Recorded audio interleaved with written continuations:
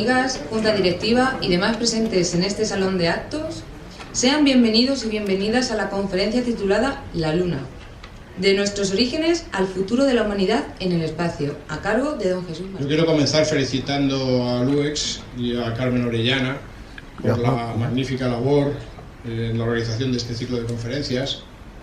Como muchos de ustedes saben, yo también soy, aparte de astrofísico, concejal de Cultura en Fuentealbilla y me dedico a organizar también muchos actos culturales. Y normalmente suelo presumir de que tengo mucho público, pero tengo que decir que por lo que veo aquí esta tarde, yo creo que a LUEX supera a Fuentealbilla, así que él trabaja, digamos, en un área mucho más centrada en lo que son los planetas y satélites, meteoritos, etcétera.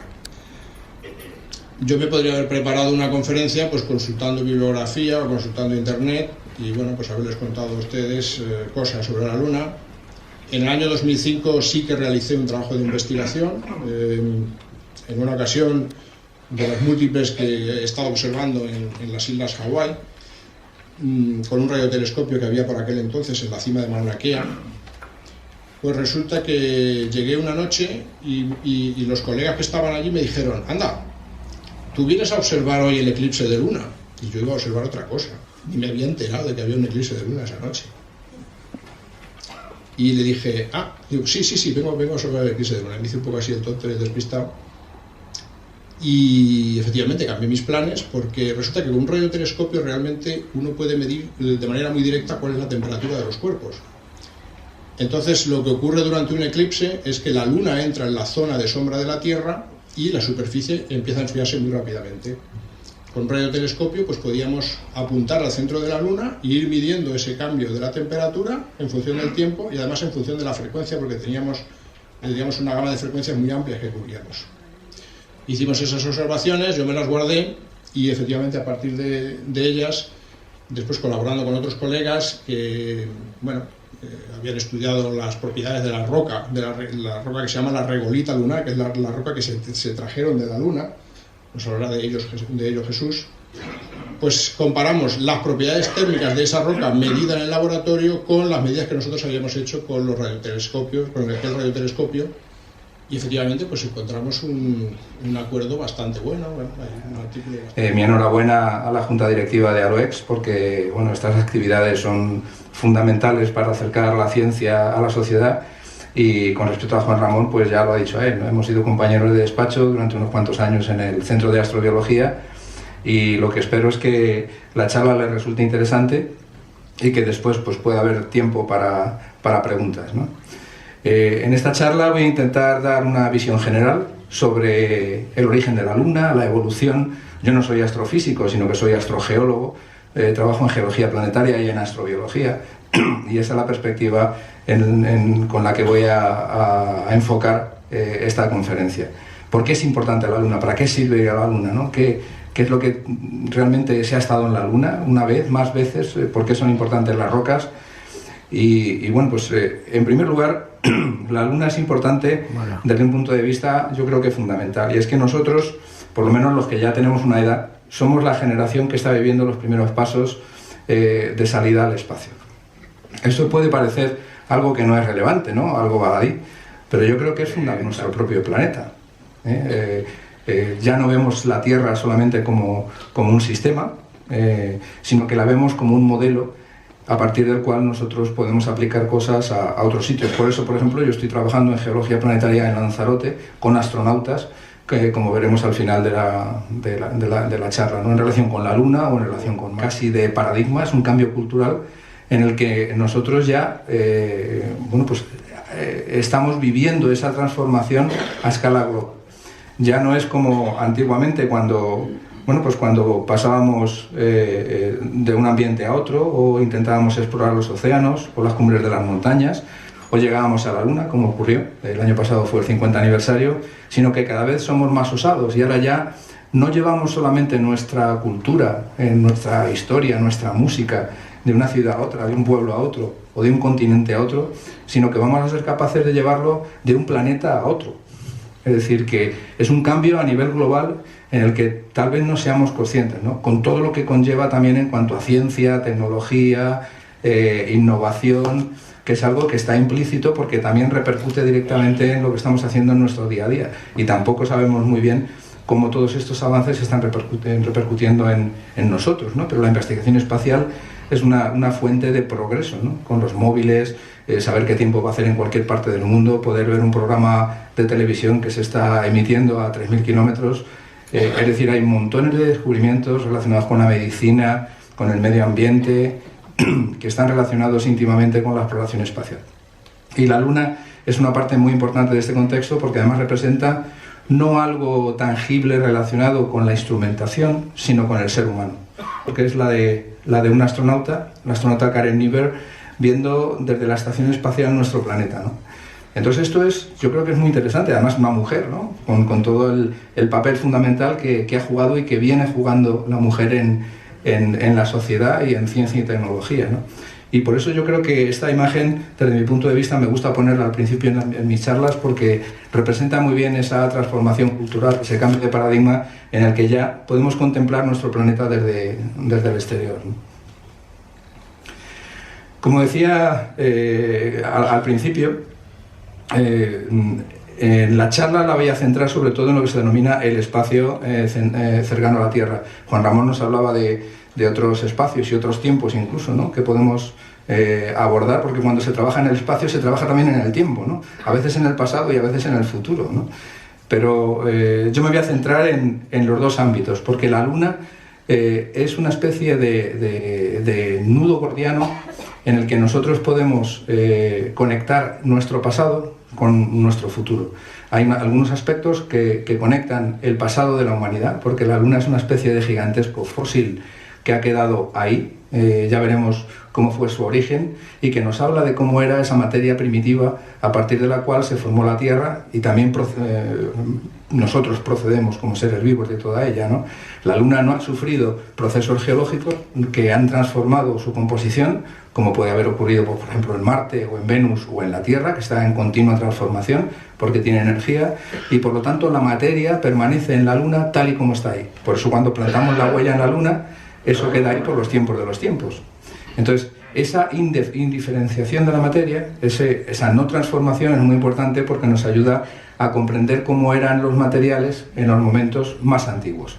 En la Tierra, por ejemplo, si queremos estudiar cómo eran las rocas más primitivas, es muy difícil porque está todo en transformación. Tenemos volcanes, terremotos, ríos, lagos, erosión, y las rocas y los minerales están continuamente cambiando. Se están generando cada vez materiales y minerales nuevos. Las rocas se están transformando por la tectónica de placas, los volcanes, pero esto no ocurre en la Luna. Entonces es paradójico que desde la geología terrestre pues tengamos que acudir a la geología planetaria para conocer y comprender cómo eran las características químicas, las características físicas, la geología, los minerales de esos primeros componentes a partir de los cuales se formó la Tierra, y procedemos nosotros a partir de la evolución de lo inorgánico a lo orgánico. Por eso mi campo de trabajo son lo que se llama el espacio cercano a la Tierra, lo que los americanos llaman el Near Earth Space, que incorpora la Luna, Marte y los asteroides, hasta el cinturón de asteroides aproximadamente. La Luna está a unos 380.000 kilómetros de la Tierra, está cerquita relativamente. Marte está entre 45 millones y unos 500 millones de kilómetros aproximadamente, dependiendo de que esté más cerca, y los asteroides están todavía más lejos. Por eso, desde el punto de vista de la actividad humana, de la actividad de trabajo que podamos hacer nosotros como astronautas, yo creo que en el próximo siglo, a no ser que ocurra algún tipo de cambio o transformación importantísima en los métodos de transporte o de ingeniería, el próximo siglo va a ser el siglo de la actividad humana en este ámbito, en este contexto, en el contexto del espacio cercano a la Tierra. Ir más allá de Júpiter a las lunas heladas va a ser muy complicado, a no ser que ocurra algún tipo de transformación que tampoco se puede descartar, porque de aquí a 100 años pues todo avanza de manera desorbitada, ¿no? Y puede haber algún método de transporte o algún descubrimiento que nos permita abordar esas distancias tan enormes, ¿no? Pero bueno, la Luna es el primer paso. El año pasado se celebró el 50 aniversario con los 3 astronautas, Armstrong, Aldrin y Collins. Fue realmente un hito para toda la humanidad. Aquí tenemos en esta imagen las zonas principales de alunizaje con éxito de Estados Unidos, la Unión Soviética, Rusia. Lo separo porque, bueno, eran dos contextos diferentes históricamente. China, la India, y en los círculos son las completadas y los cuadrados son las propuestas. Y esto es la cara oculta y la cara cercana y la cara oculta de la Luna. Aquí pongo esta última, que fue la del año pasado de los chinos, de China, que es la misión Chang 4, que tuvo lugar el 3 de enero del 2019 y que fue la misión del año pasado. Y nosotros hemos tenido contacto con ellos, han venido a Lanzarote en diciembre y luego les explicaré por qué es interesante lo que han hecho, ¿no? En cuanto al origen de la Luna, los planetas o nuestro sistema solar se formó a partir de lo que se llama una nebulosa solar primitiva. Prácticamente toda la materia se concentró en el Sol, el 99,9% de la materia se concentró en el Sol, pero quedó una nube de polvo y gas alrededor que fue poco a poco fueron uniéndose esas partículas, generando objetos de cada vez de mayor tamaño, protoplanetas y planetas. Así es como se produce, es lo que se llama la acreción planetaria. Después de ese proceso de unión, de acreción planetaria, se produjo lo que se llama la diferenciación por densidad. Es decir, cuando estaba todo fundido, lo más denso se fue hacia el centro. Por eso los núcleos de todos estos objetos están hechos de material mucho más denso, de hierro, níquel, cobalto, y el material menos denso, que son los silicatos, quedó en la parte más externa. Aquí estoy hablando de los planetas de tipo terrestre, los que tienen silicatos. En otros objetos, como pueden ser lunas heladas, el hielo, que también es un mineral, y eso también me gusta decirlo, el hielo es un mineral. Nosotros no somos conscientes de que el hielo es un mineral. Cuando estamos bebiendo agua, estamos bebiendo hielo líquido. Pero hay cortezas y mantos de objetos en el sistema solar que están hechos de hielo. Europa, Encélado, son objetos en los que el hielo, que es H2O, es óxido de hidrógeno, como el cuarzo, que es SiO2, es óxido de silicio. Lo que ocurre es que aquí en la Tierra estamos acostumbrados a ver el hielo en estado vapor, líquido y sólido. Pero realmente cuando bebemos agua estamos bebiendo un mineral líquido. Cuando nacemos somos pues, probablemente más de un 80% de agua, hielo líquido.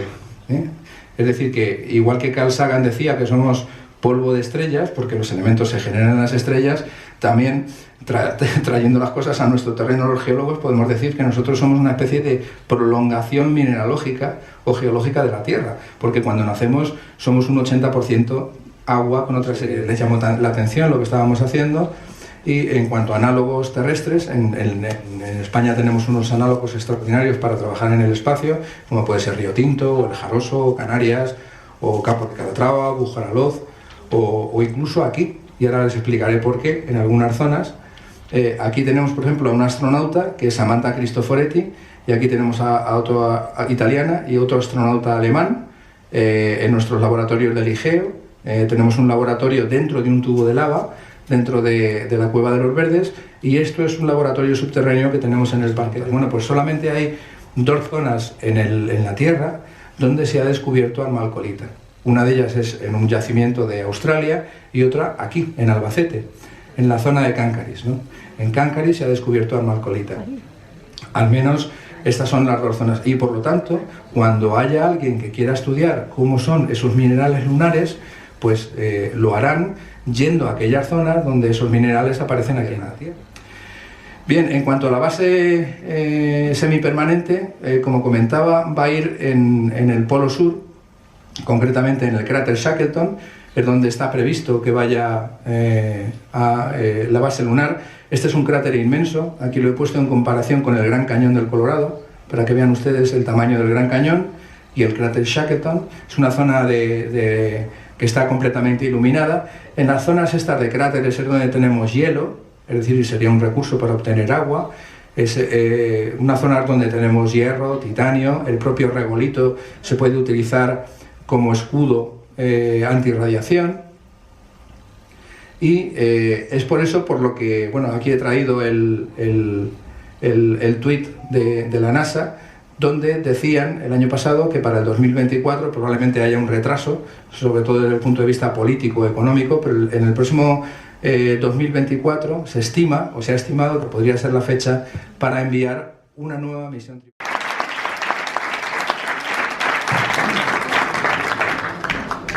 Muchas gracias, don Jesús, por la conferencia, ha sido muy instructiva.